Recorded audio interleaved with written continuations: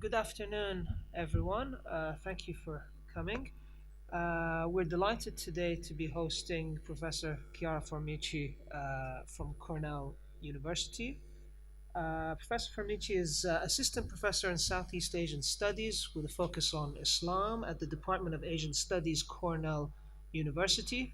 She received her PhD in History from the School of Oriental and African Studies in London, merging her expertise in Southeast Asian studies with Arabic and Islamic studies. Chiara has held fellowships in Indonesia, in Singapore, and in the Netherlands.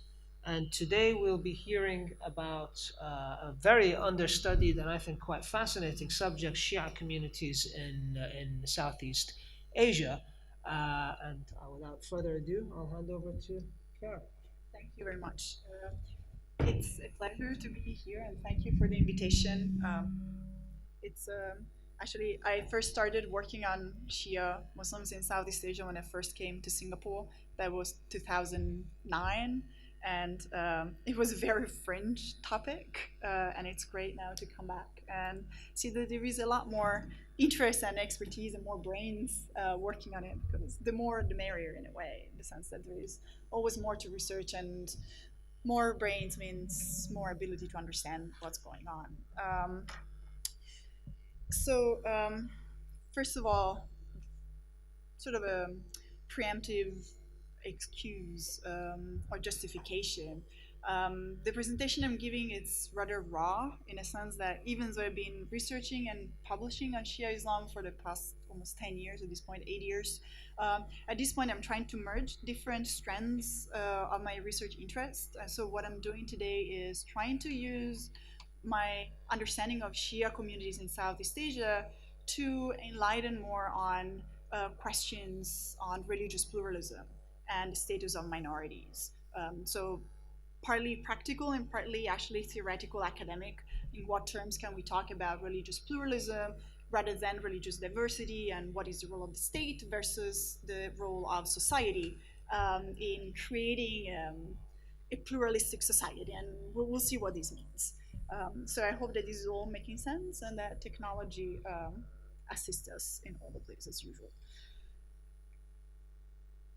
Starting with trying to get the slide to work. Let's see. Yes. So this is roughly the territorial extent of what I've been doing the past 10 years. You have a larger slide of Java, which is where most of my research has been conducted or was conducted at the beginning. And then you have other dots throughout Southeast Asia. We have, so Java, Bengkulu on Sumatra, and then Singapore, JB, KL. Here there is Cambodia, but I'm going to leave Cambodia out today for a number of reasons. You can ask me about it in the Q&A. And then there is Bangkok, Burma, Myanmar, and the Philippines. So these are the locations I'm toying with.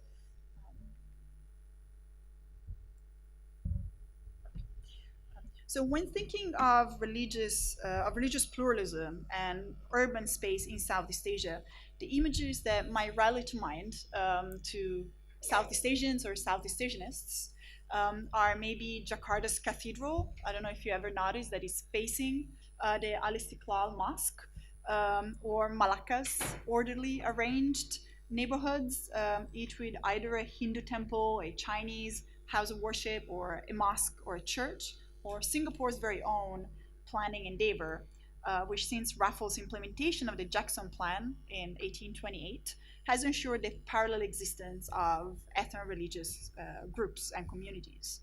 But actually, I'm going to go back to the previous slide because this is, I think, is confusing at this point. As I have argued in the past, what I've just described is hardly pluralism. I think that these are rather examples of the sheer diversity of Southeast Asia's religious landscape. And in fact, if we want to talk of pluralism per se, I'm inclined towards using Michael Pellet's articulations and definition of pluralism, which calls into play a process of legitimation. So in that sense, pluralism is diversity, which is accorded legitimacy. So in this presentation, I intend to reflect on the nexus between religious pluralism, both in its ideal theoretical form and its state-promoted manifestations, and on the other hand, religious minorities' visibility or rather invisibility. And I do this through the case of the Shia minority living in Singapore, Malaysia, and Indonesia, plus some substantial reflections on Myanmar, Burma, Myanmar, the Philippines, and Thailand. I initially included Cambodia, but I decided to leave it out, as I mentioned. And to give you a more, let's say, visual harness in all this blabbing away, I'll be focusing on Ashura commemoration. So there's going to be some cool pictures and stuff like that. And hopefully we'll keep you all awake on this Monday afternoon. First things first, I cannot assume everybody knows who the Shias are or what Ashura is. So very briefly, this is not comprehensive by any means. And there might be a risk of oversimplification, but here we go.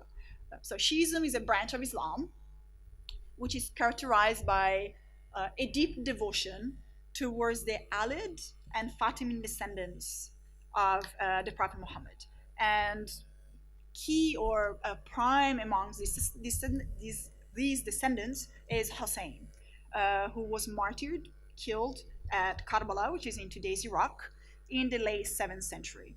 Most importantly to discussions of Ashura, we need to remember that the martyrdom happened on the 10th day of the month of Muharram, which is the first month of the Islamic calendar, and hence the name Ashura, which comes from Ashra, number 10 in Arabic. And so when we say Ashura commemorations, we really refer to commemorations that celebrate events that commemorate the martyrdom of Imam Husayn on the 10th day of Muharram. She differentiates themselves from Sunnis also in political ways, as their leaders are called imams, and they are imams by descent, rather than caliphs, who are elected and nominated or elected within Sunni Islam. And today I'm going to leave theological debates aside. I'm really not interested in going into that. One note, though, ought to be made because I'm talking about visibility and invisibility. Within Shia Islam, one of the practical differences between Sunni and Shia is the possibility to go into hiding, which is usually referred to as taqiyya. So by taqiyya, though, we refer to a voluntary move to hide one's own Shia belief. And this is very different from the kind of invisibility that I'm talking about today. As with the term invisibility, I refer to a condition that is imposed or bestowed upon Shias by an outsider. Whereas taqiyya is a voluntary insider's move for survival. So extremely different, but a warranted clarification. A brief note on numbers. Iran is the largest Shia country in the world, and Shias are also a majority in Iraq, Bahrain, and Azerbaijan. Anywhere else in the world, they are a minority.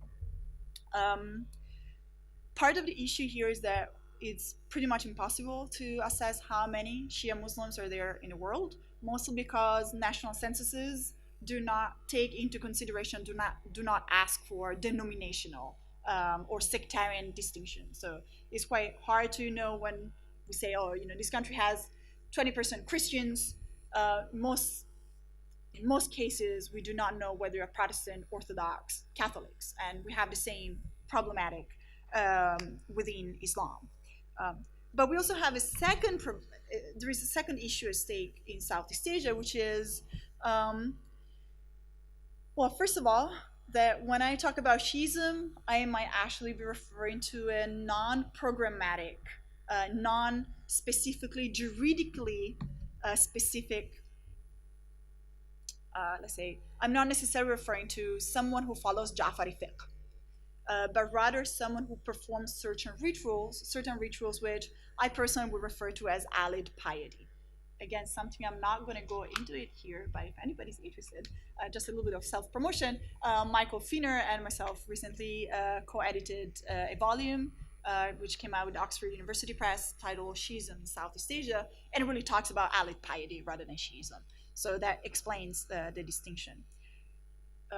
A second factor that affects Southeast Asia in particular is the fact that in the last decade we've seen a rise in anti-Shia movement, and so people might be not so keen on declaring themselves as Shias. So the numbers that I'll be mentioning are guesses, or let's say educated guesses or estimates, with give it some latitude. So in what follows, I'm going to offer you a snapshot of Shia communities in Indonesia, Malaysia, and Singapore, and I focus on four aspects. Let's say, first of all, Ashura performances. Secondly, we'll talk about the landscape of Shi'a Islam in any of these given locales. And third, I am particularly interested in the relationship between these individual local communities and the wider world of Shi'ism, whether it's within Southeast Asia or really worldwide in relation to Iran. And lastly, what is the position of the state vis-a-vis Shi'ism? Now, let's start with Jakarta. And you'll see a lot more in the pictures than what I'll be saying. If there is anything that catches your attention or curiosity, please just take a note of it and ask your Q&A. In Jakarta, and I'm making broad generalization based on ethnographic fieldwork I did mostly between 2010 and 2013. So I'm bringing in together things from different years and just trying to paint as clear possible picture. Ashura Nasional in Jakarta tends to be strongly imprinted by the influence of the Islamic Republic of Iran. And I stand by this rather absolute statement. Again, we can talk more about it. But I say these based on things that you can see on these pictures. First of all, the presence of Iranian VIPs on stage. They were just sitting in a corner, but exactly right there on stage the whole time. The fact that the, let's say, chairman of the event was an Indonesian of Arab descent, graduated from Qom in Iran, and who was wearing the traditional libas garb of Iranian scholars. The third element I want to bring up here is the fact that at least in 2011, the Ashura Nasional displayed a performance by an Iranian Taziyeh troupe who performed in Farsi, just with very brief translations, and it had been brought in by the Iranian embassy. And lastly, the concluding act of the event was the singing of Maktam commemorative chants, which were made, let's say, a mix of Arabic and Indonesian, but in a very Iranian style, if you concede to that. This is not all, though. It's not all about Iran. Here I also want to point at three elements that show us the interest of the community to actually bridge and not come across as being too foreign to its own audience. So first of all, the motto that I have translated up here, which points at consolidating the unity of the nation and the Ummah. So a very anti-sectarian statement there. Secondly, the fact that here we have, it's a little dark in the picture, but the whole event was taking place in a military airport, and we have the Maktam and the Taziyeh and everything took place underneath the Garuda insignia, which is the national symbol of Indonesia. And lastly, right before the Maktam chants started, actually the whole audience started chanting the national anthem, Indonesia Raya.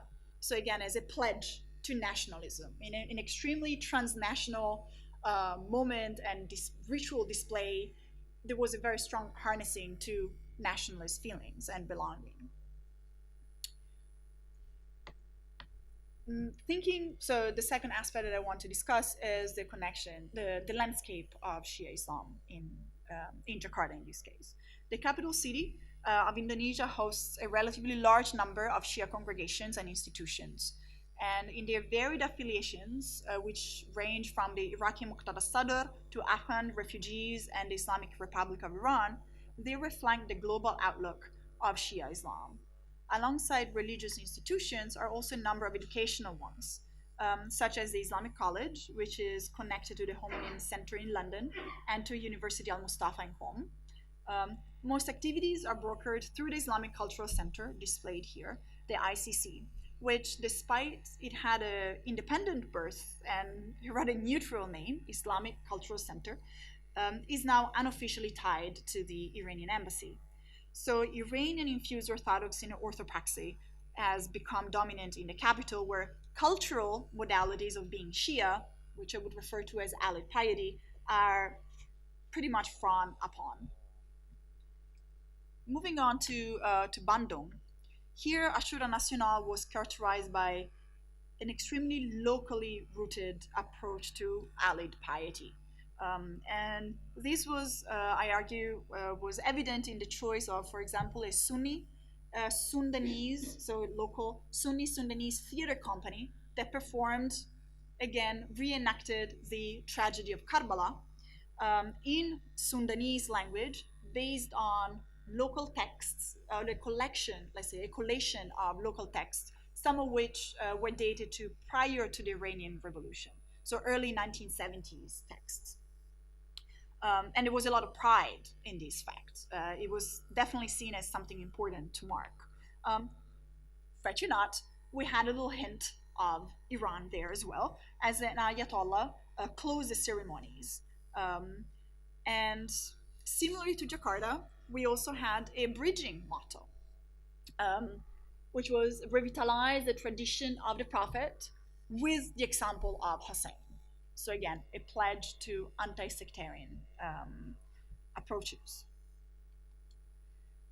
What is the context of Shia Islam in Bandung? Bandung is the hometown, for anybody who doesn't know where Bandung is.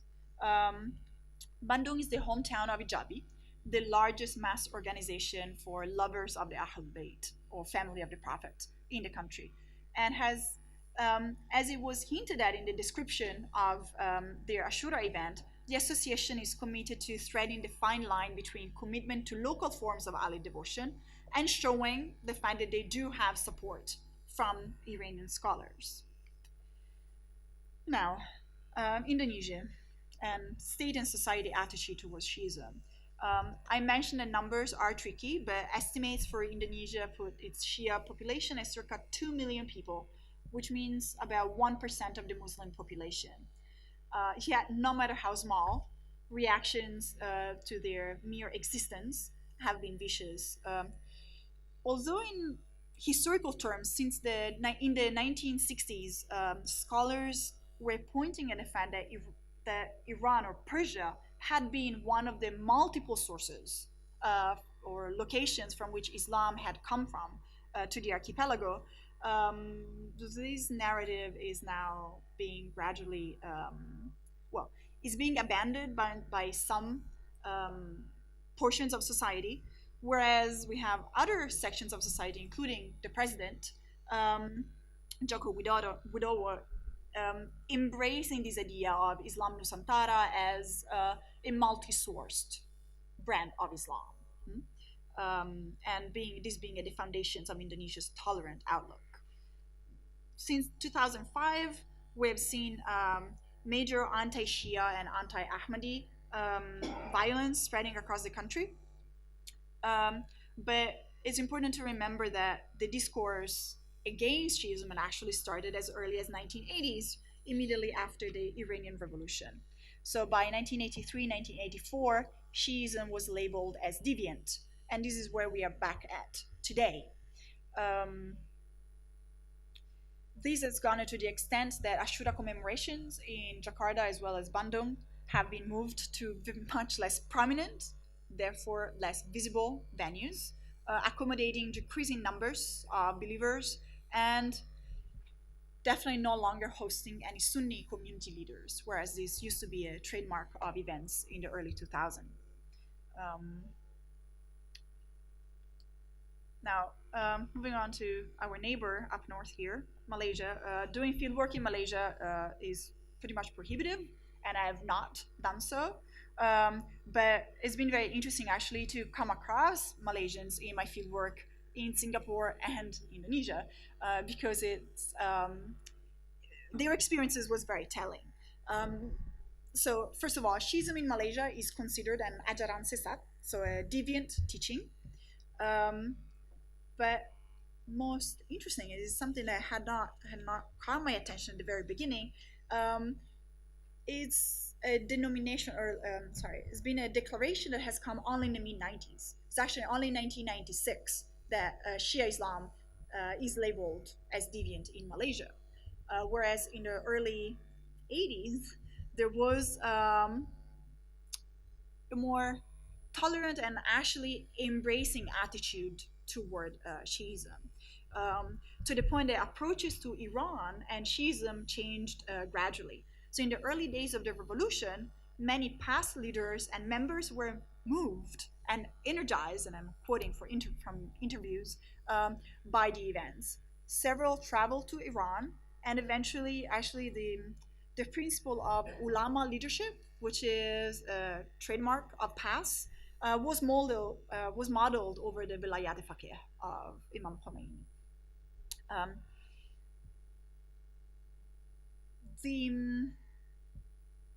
Now, it's not all, it's not all gold what shines. Despite the fact that Shi'ism was embraced and accepted in the 80s, doesn't mean that being Shia was okay. There were cases of Shia scholars who were detained under the ISA as threats to the nation, not because they were Shias, but because there was a sense that being Shia might have meant being of a revolutionary spirit. So since 1996, and more viciously in the last 5 to 10 years, Shia gatherings, even in private homes during the high holidays, have been disbanded, and individuals have often been arrested. This happens in Kuala Lumpur, JB, Alor Setar, and many other towns.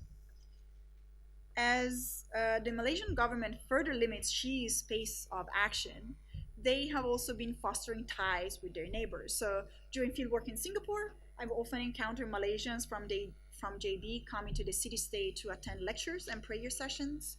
And for example, a group I joined going to Karimun Island for Arba'in was largely populated, in fact, by Malaysian citizens. In Jakarta, during one of the Ashura events I went to, I was sitting next to a group of Malaysian women who had come to Indonesia to, I quote, commemorate the martyrdom of Imam Husayn in the open, pointing at the repression experienced back home. Now, this is redundant, but for sake of concluding remarks to this section, I need to spell out that Shi'a congregational hubs in Malaysian cities tend to look like conventional apartments, or rather are conventional apartments. There is no public presence of Shi'ism whatsoever. And whenever we hear the word Shi'a, usually is in the context of deviance, and during the context of deviance. Let's leave it at that. Now, Singapore. The numbers are interesting. So I didn't mention, but in Malaysia there is an estimate 250,000 Shi'is in Singapore, according to the Straits Times. I'm not sure where they get their numbers, but there should be about 5,000 Shias, which corresponds to 0.1% of the population. And what is fascinating is that technically they are the most catered for in the entire Southeast Asian region.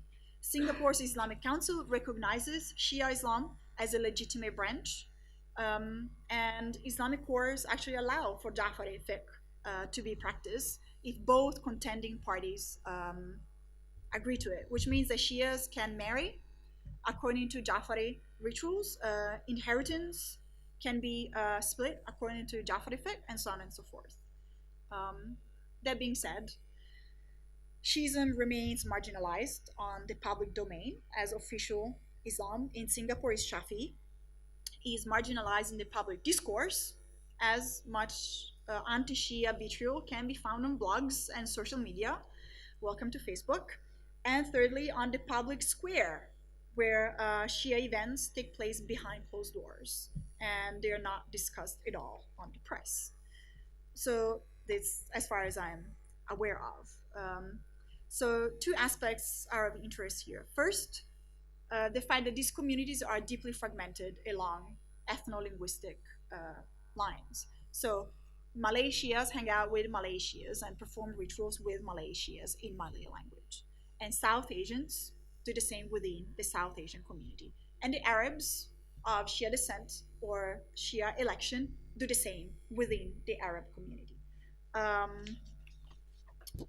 Using ethnic languages and really following ethnic specific performative practices, which I do not have time to go into right now. A second aspect is that Hassaniyas do not look like mosques. They do not look like places of worship, but tend to be apartments. This is one of the Hassaniyas in Singapore, which does have a sign out stating that it is a Hassaniya, but it's an apartment in Geylang. So although Shias are free to practice and teach their beliefs, through the years hiccups have occurred, usually in the name of security. Just to mention one case, when an Indonesian teacher and ustaz with long-standing ties with Iran had been invited to Singapore by the local Malaysia community, he was held by immigration at the airport and directly repatriated. He didn't even get to leave the airport. This fits quite neatly in the broader Singaporean approach to religious freedom and pluralism, which are encouraged and tolerated so far as the state does not feel threatened, or the state does not feel that a given religion poses a threat to national social harmony. And these, we all know, are absolutely the pillar of the nation. So what was the picture at the bottom right? Oh, so that's a Karimun Island. So this was one of the girls I went on Arba'in. And in the background, you have these paintings.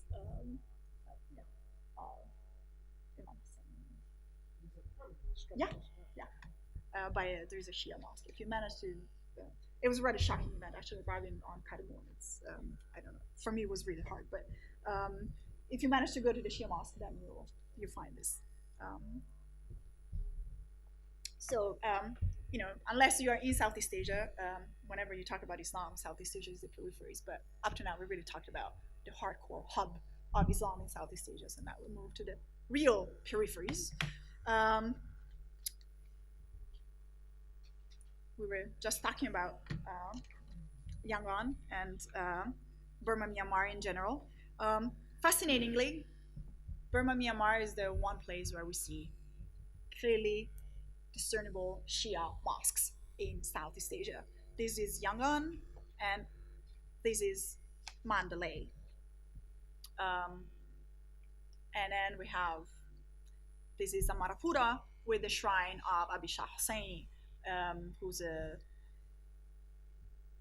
South Asian Sufi who channels Ali piety and is today revered by an Indian Sufi Burmese sect near Mandalay.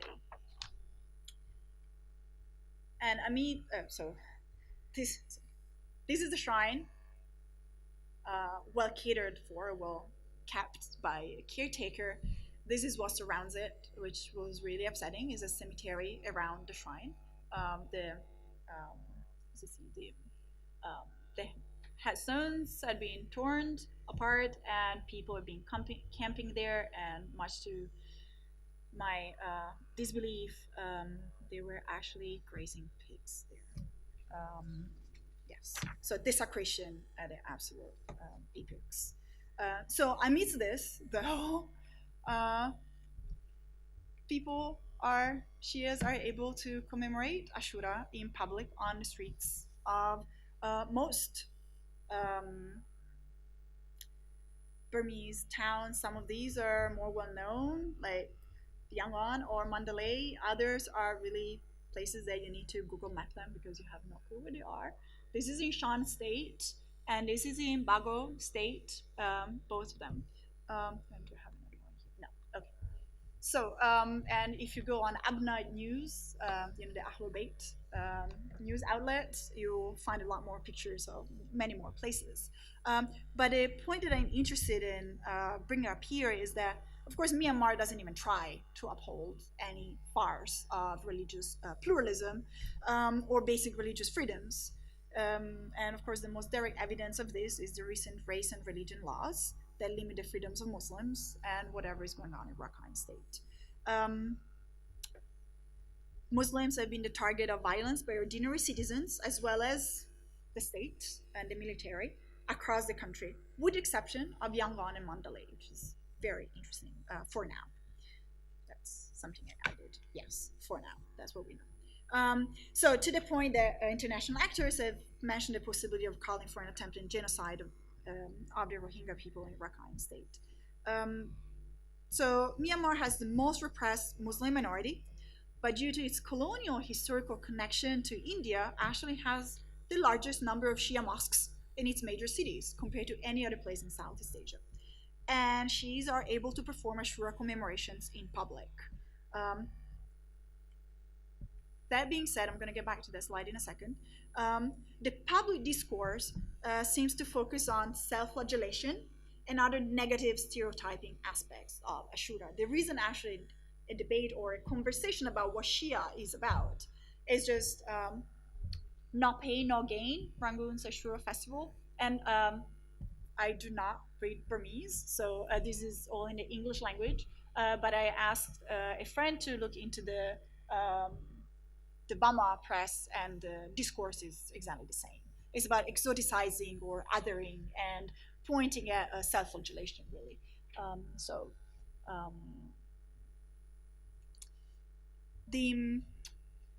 What I find very interesting is here. So if you pay attention to the images here, I don't know how clear it is, but here you see these tajas, these makeshift coffins that represent the tombs of Hassan and Hussein, and are being paraded at night or in the evenings. And that's, what did I just do? Okay. Is exactly the same thing that Muslims in South Asia were doing during the colonial period, as you see in these representations from colonial times. Is the same thing that you see in Trinidad, where they have the Jose Trinidad, so from Colon. I couldn't come to mind. And as we'll see, is also the same thing that happens in Sumatra. So the South Asian connection is self-evident. Now, trotting on. More peripheries of the peripheries. The Thai constitution promulgated after the most recent coup does not explicitly mention freedom of religion as a basic right. And although there is no state religion, Buddhism is one of the pillars of the nation, together with Thailand and the monarchy. So we have a very clear state framework on religion. Muslims are anything between 5 and 10% of the population, and they are also victims of state-mandated violence, but only in the south. And this is important to a certain extent for our conversation. So it's framed as anti-terrorism, it's framed as anti-separatist government military activities. But Muslims in other areas tend to go on with their lives pretty much unaffected. And she's in Bangkok, seems to be doing the same. So these are images from Ashura 2015. The capital city has about 5 Shi'a mosques, at least one madrasa, or specifically Shi'a madrasa, and an international foundation, the Hoi Foundation is there. Shia appear able to hold Ashura gatherings on the public square in the open. And this is possible that this might well be the result of the historical presence of Persian Shias and their positive impact on the monarchy, as well as, so historically, we're talking about 17th, 18th, 19th century. And these, but also the result of ongoing trading relations with Iran, which are still quite important to Thailand today. Again, similar to Myanmar, the only presence on the press is in relation to self-flagellation. And I'll keep going back to the press discourse because this helps the macro argument that I want to make. Philippines, the constitution, and these are 2 mosques. This is Zamboanga, and this is in Marawi, which has been much in the news lately. The picture is from 2012. They just managed in 2012 to build a concrete Shia mosque, which was earlier this year bombed by ISIS sympathizers. So it lasted about 5 years. The Philippines constitution sanctions freedom of religion. Muslims are probably 11% of the population. And they are known, like in Thailand, they are known to be suffering from discrimination, mostly as a consequence of conflicts in the south of the country. The Shias are concentrated in the south, mostly in Marawi, where possibly as many as 2,000 Shias live, and Zamboanga, where they have their own mosques. The national press never reports on them, and it seems that the vernacular press in Cebuano language, for example, doesn't either. This again is a very cursory research that I've done with the help of friendly colleagues who lent their expertise. Definitely there's more research that needs to be done on that. However, there is evidence that regular gatherings and Ashura rituals do take place in Mindanao. Now, where am I driving at? I managed to put this together yesterday, trying to clear my own mind. I'm a historian of Indonesia. That's how I started off. I'm not a political scientist, much less so a comparativist. So dealing with 246 locale has been driving me crazy a little bit. Well, let's try to make sense of all of this.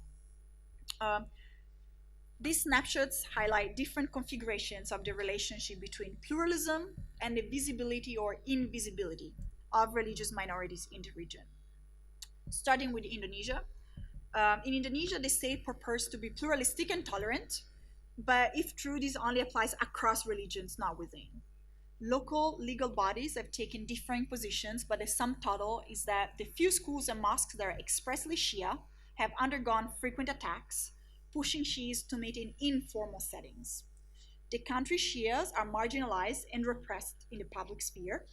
They come out once a year for Ashura commemorations, but the size and visibility of such events has been scaled down each year since 2011, being pushed into invisibility.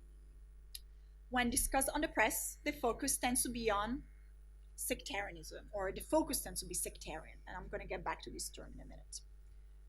Malaysia, the state had initially moved towards substantiating ideas of pluralism even within the boundaries of Islam, unthinkable today, as Shiism was recognized as a legitimate school of law in the 1980s. But a decade later, this door was shut. Informal prayer groups regularly meet in KL, but they are as regularly dispersed by the police, with participants often being arrested. The only visibility Malaysia Shias enjoys on the news is victims of state repression.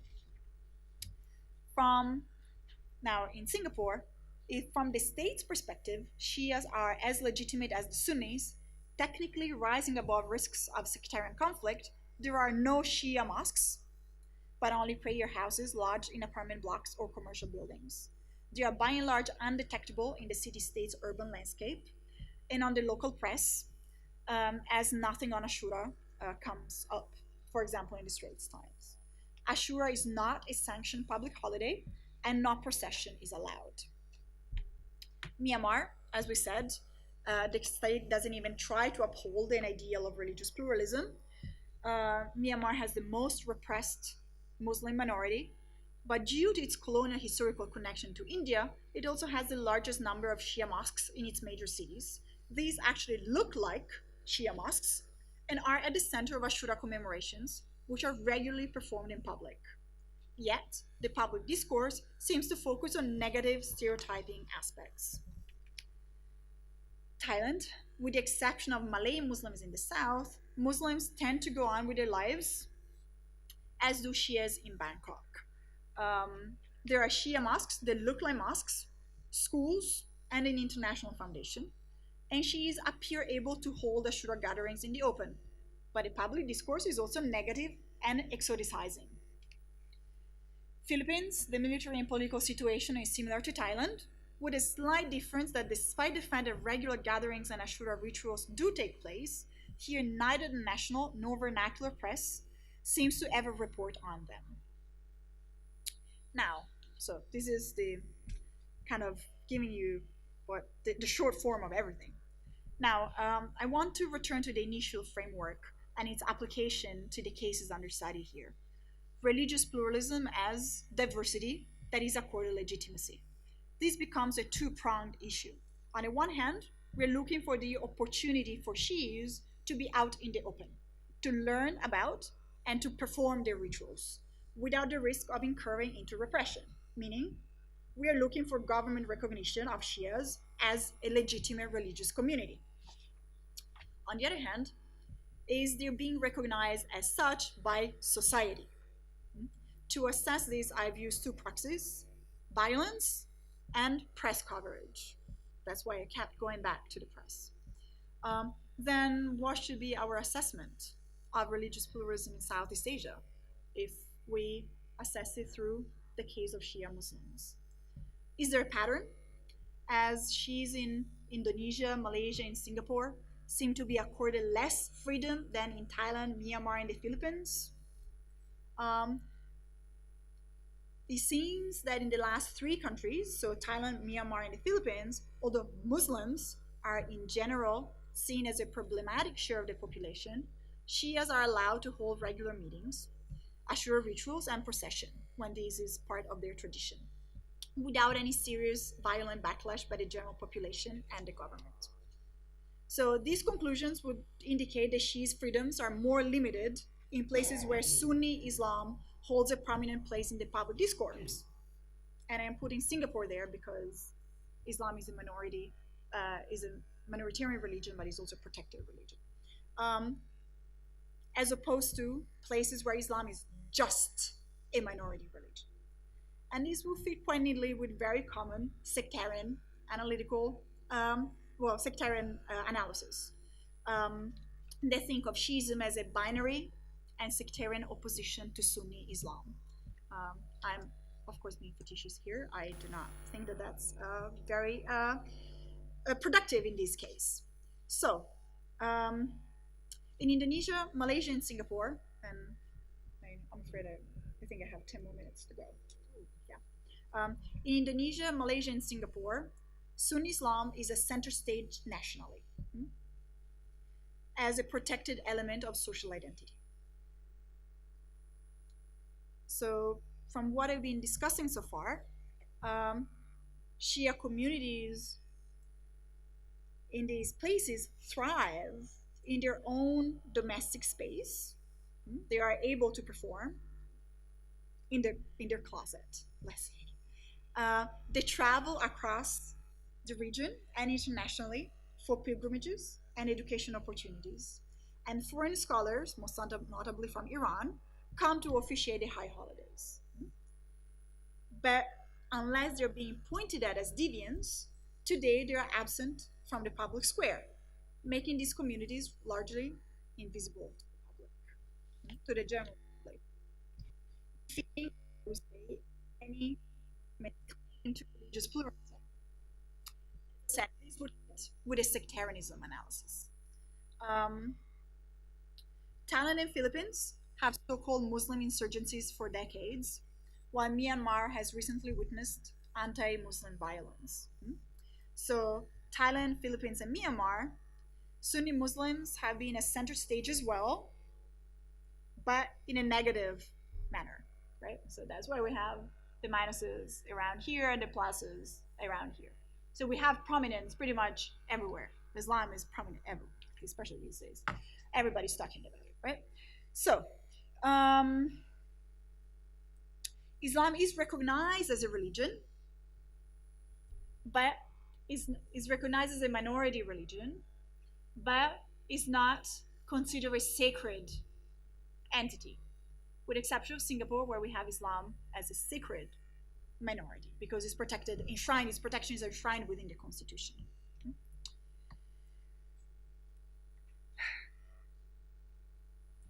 So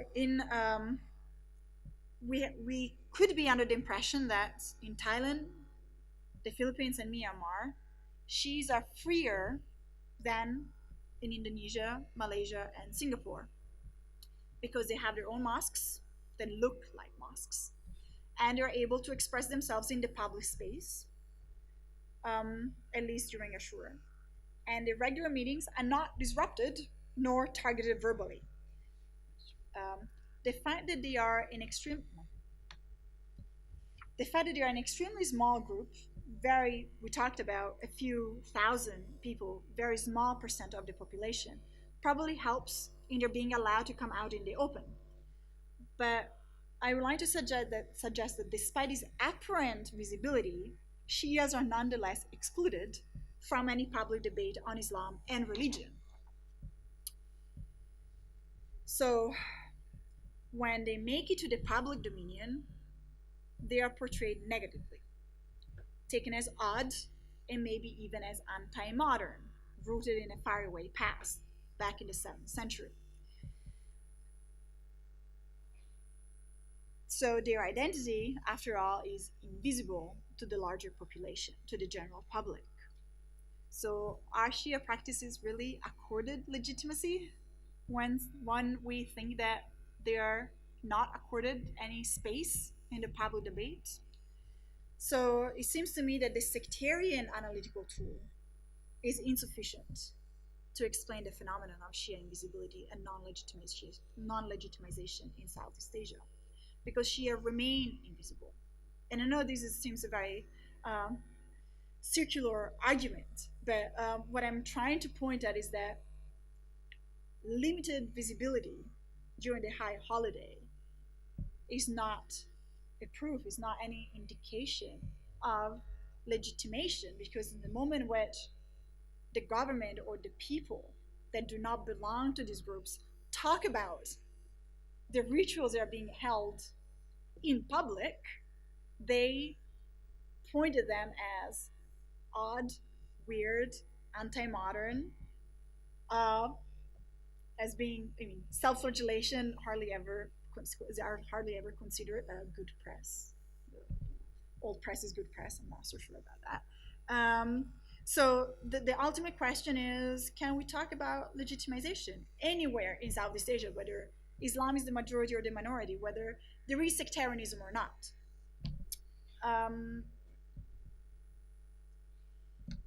It seems to me that the sectarian analytical tool is insufficient to explain the phenomenon of Shia invisibility. And I want to conclude with the case of Bengkulu, because this will shed some hope, I think, in what way we can move forward in allowing for legitimation.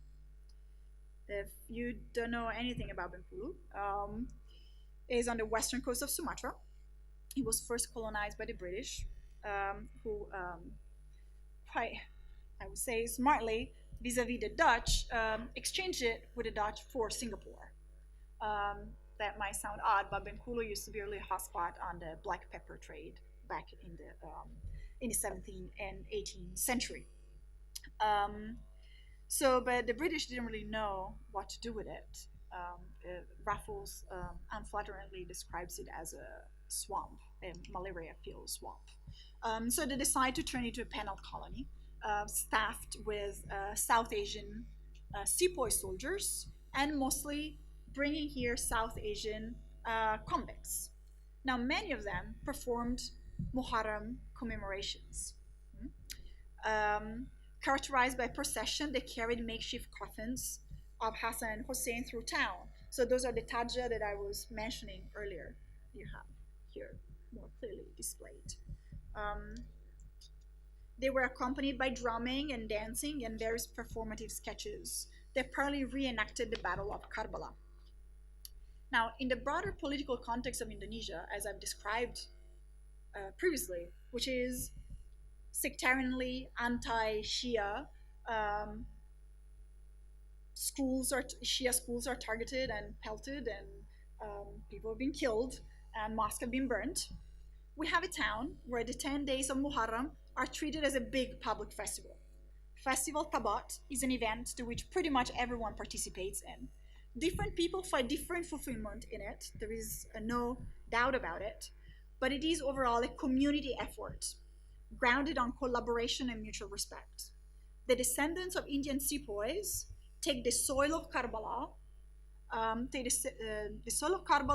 do the rituals, whatever that means, the devotees of the Ahlul Bayt, so the family of the Prophet, join in the processions commemorating Imam Husayn. The modernist, programmatic, pro-Iran Shi'is appreciate the increasing influence of Iran and the financial support that comes from the Islamic Republic, and relish in the evident devotion to the Alids. Everybody else participates in the drumming competitions and in the building of the tabats. Lastly, the local press thrives on reporting it for days. It's the whole talk of town, and usually highlights the fact that there are multiple souls animating Festival Tabat. So personally, I would consider this the one example of actual religious pluralism. But what is it that enables it? I would like to suggest that the case of Bengkulu shows that, at least until today, because we never know what tomorrow holds, recognizing is the very recognition of mixture of local identities and the historical presence of different strains of Islamic practices that best contributes to the flourishing and mutual recognition of multiple ritual and religious traditions. So it's the recognition and interiorization of the fact that Festival Tabat has multiple souls. It's not just the fact that you read about it in the paper. It's the fact that you know and you experience it as it having something for everyone. So the key point here is that grassroots acknowledgement and interiorization of this diversity is what fosters legitimacy. This is not just about Islam for Muslims, mind you. I'm here suggesting that even when we look specifically at the position of Shi'is in Southeast Asia, it is not just about governments and citizens' ability to acknowledge and validate diversity within Islam, but what I'm pointing at here is the approach of governments and citizens to whatever religion is represented by the majority of the population. Let it be Islam, Buddhism, or Christianity. So if we are looking for strategies to foster religious pluralism, we need to deconstruct religious chauvinism, whether it is within or across denominations. Indonesia and Malaysia clearly put Sunni Shafi'i Islam above all and define its boundaries on a regular basis. Singapore promotes pluralism, but the public face of Islam is Sunni Shafi'i Islam. And the rigidity of boundaries can be detected in other denominations too. Thailand and Myanmar have defined the boundaries of Buddhist orthodoxy for over a century by now, and the Philippines have done so for Christianity since the Spanish eradicated shamanism and other traditional beliefs that were intersecting with Roman Catholicism in the 16th and 17th century. So the purification of a perceived orthodoxy from local practices, whichever religious tradition we are talking about, has affected the way that people, meaning citizens, interact, react, and relate to differences within any given religion, whatever the denomination. So pluralism cannot be just about a government's policy of embracing diversity, but it needs to be a reality individuals can feel with their hands, see with their eyes, and discuss openly without fears of stigmatization or, worse even, accusation of blasphemy. Thank you for your patience.